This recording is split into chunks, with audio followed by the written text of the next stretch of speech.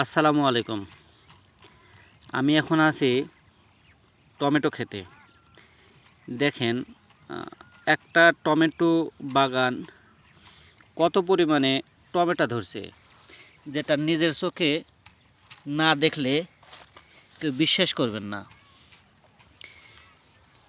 এতই পরিমাণে বিদেশি টমেটো জাত এখানে একটা বাগানে প্রচুর পরিমাণে টমেটো গাছ আছে, যেখানে এই টমেটো চাষ করে কৃষি অনেক পরিমাণে একটা কৃষক লাভবান হতে পারে। আর আপনারা তো এখন জানেন বাজারে এখন টমেটোর কী পরিমাণ চাহিদা। আপনারা বেশি বেশি করে টমেটো চাষ করতে পারেন